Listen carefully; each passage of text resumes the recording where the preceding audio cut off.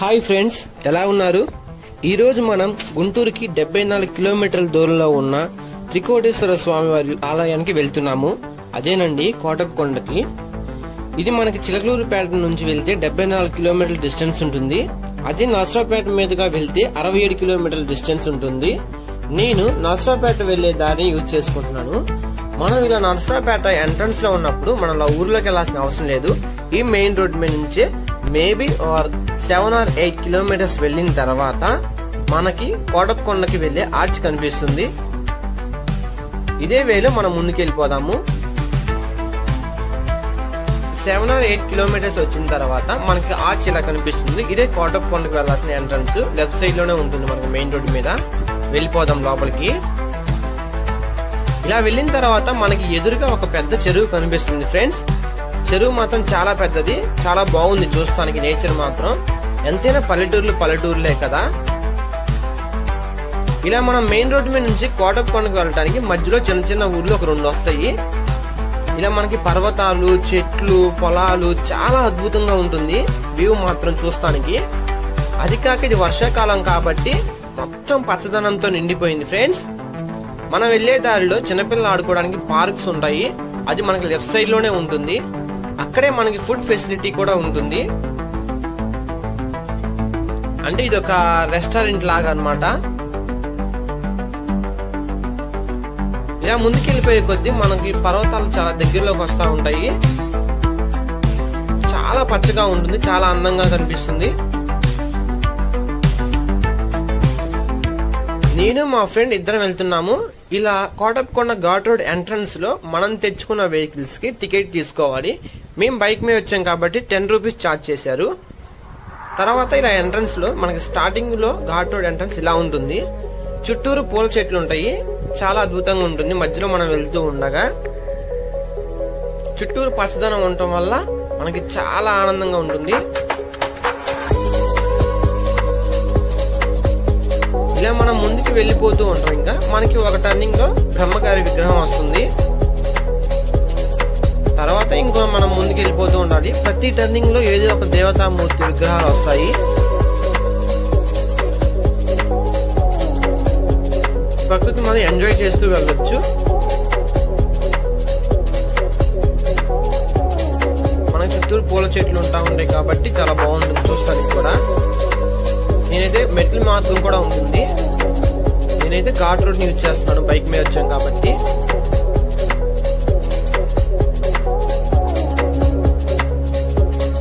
మనం ఇలా ముందుకు వెళ్తూ ఉండగా మనకి వైకుంఠంలో శ్రీ మహావిష్ణువు లక్ష్మీదేవి కూర్చున్నటువంటి పాము మీద కూర్చుంటారు కదా, సేమ్ అలాంటి విగ్రహం ఇక్కడ ఒకటి ఉంటుంది మనకి.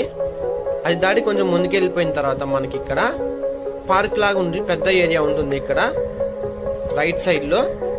ఇక్కడ మనకి లెఫ్ట్ సైడ్ లో వచ్చేసి శ్రీకృష్ణుడు పాము మీద నాట్యం చేస్తున్నట్టు కనిపిస్తుంది. ఇక్కడ బోటింగ్ లో ఉన్నాయి కదా, ఇది పర్ పర్సన్ కి 20 రూపీస్. చూడండి, కృష్ణుడు పాము మీద డాన్స్ చేస్తున్నట్టు, నాట్యం చేస్తున్నట్టు. కొంచెం ముందుకు వెళ్దాము. ఇక్కడే మనకి రైట్ సైడ్ లో కొండ మీద నుంచి మొసలు కిందకు దిగుతున్నట్టు కనిపిస్తుంది, అక్కడ మనం చూడొచ్చు. అలాగే రైట్ సైడ్ లోనే హంసల కోసం అని చెప్పి ఇక్కడ చిన్న వాటర్ ఫౌంటైన్ లా పెట్టేశారు. ఇక్కడ మనకి ట్రైన్ కూడా ఉంటుంది, చిన్నపిల్లలు ఆడుకునేది. ఇది వచ్చేసి పర్ పర్సన్ కి 20 రూపీస్. ఇలా కొంచెం ఇంకో టర్నింగ్ లో వచ్చేసి మనకి దేవతామూర్తులు ఉంటారు, అదే అమ్మవార్ల విగ్రహం ఉంటాయి. ముగ్గురు, సరస్వతి, లక్ష్మీదేవి, పార్వతి, ముగ్గురు అమ్మలు అంటారు వీళ్ళని. ఇక్కడ ఇంకా పైకి వెళ్దాము.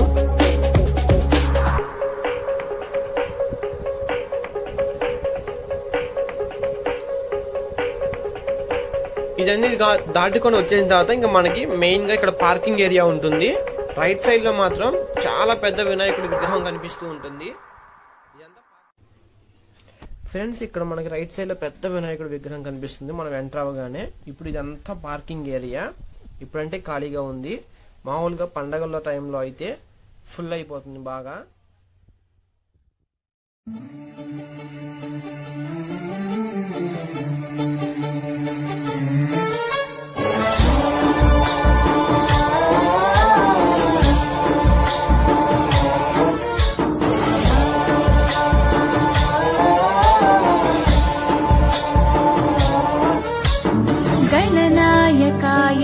गणदैवताय गणाध्यक्षाय धीमहि गुणशरीराय गुणमण्डिताय गुणेशानाय धीमहि गुणातीताय गुणाधीशाय गुणप्रविष्टाय धीमहि।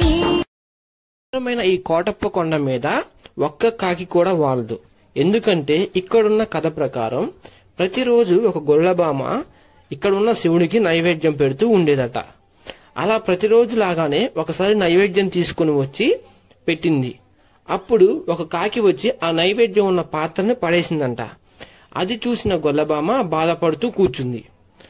ఆమె బాధను చూసిన శివుడు ఒక ముసలాయన రూపంలో వచ్చి, నువ్వు బాధపడకు, నీకు ఒక వరం ఇస్తున్నాను, ఇక మీదట ఈ పర్వతం మీద ఎటువంటి కాకి వాలదు అని చెప్పి వెళ్ళిపోయాడంట.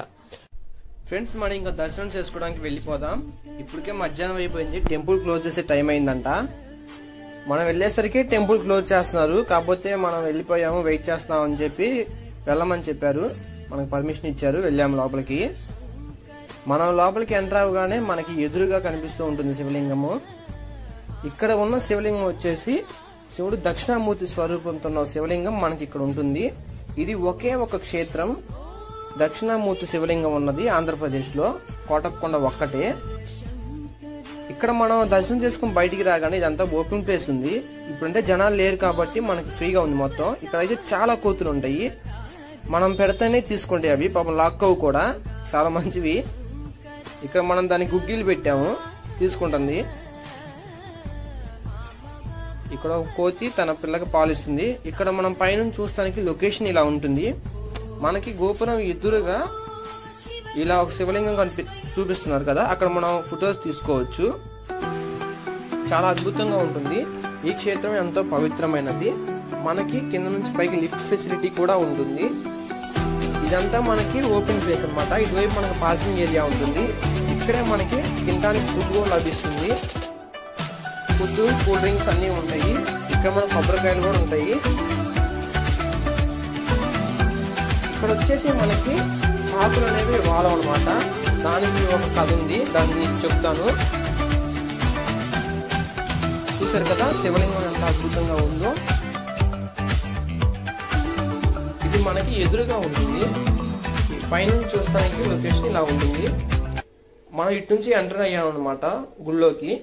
కనిపిస్తున్న ప్లేస్ నేను పార్ట్ 2 వీడియోలో మీకు చెప్తాను. అలాగే ఆ కొండ పైన కూడా ఒక చిన్న గుడి ఉంది, అది కూడా పార్ట్ 2లోనే చూపిస్తాను. ఈ కొండని ఎక్కడ మాత్రం ఒక అడ్వెంచర్ లా గడిచింది మాకు. ఇంకా ఎవరైనా లైక్ చేయబోతే లైక్ చేయండి, షేర్ చేయండి, సబ్స్క్రైబ్ చేయండి ఫ్రెండ్స్.